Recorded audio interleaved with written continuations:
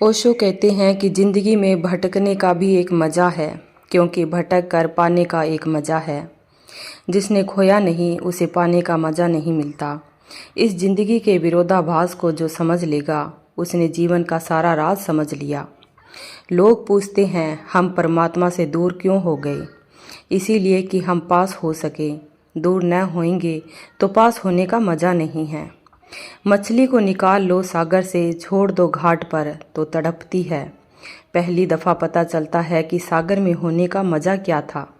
सागर में थी एक क्षण पहले तक, तब तक सागर का कोई पता नहीं था। अब अगर यह सागर में वापस गिरेगी तो अहोभाव होगा। अब यह जानेगी कि सागर का कितना कितना उपकार है मेरे ऊपर। दूर हुए बिना पास होने का मज़ा नहीं होता। विरह की अग्नि के बिना मिलन के फूल नहीं खिलते। विरह की लपटों में ही मिलन के फूल खिलते हैं।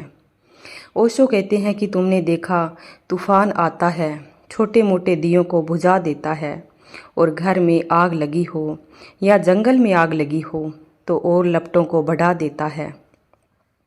यह बड़े मज़े की बात है। छोटा दिया बुझ जाता है और लपटें जंगल की ओर बढ़ जाती है।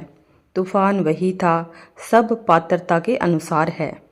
तुम जरा जागो, तुम जरा जंगल की आग बनो और तुम पाओगे कि ज़िंदगी की हर आंधी तुम्हारी लपटों को बढ़ाती है, तुम्हें बुझा नहीं पाती। ज़िंदगी का हर दुख तुम्हें परमात्मा के सुख के करीब लाता है। तेज करती है सोजो अहले कमाल, नाकिसों से दिए बुझाती है। ज़िंदगी में न कोई गम हो अगर, और अगर दुख न हो जीवन में, ज़िंदगी का मज़ा नहीं मिलता।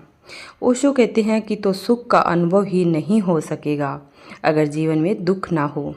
कांटों के बिना गुलाब के फूल में कोई रस नहीं है, कोई अर्थ नहीं है। अंधेरी रातों के बिना सुबह की ताजगी नहीं है, और मौत के अंधेरे के बिना जीवन का प्रकाश कहाँ।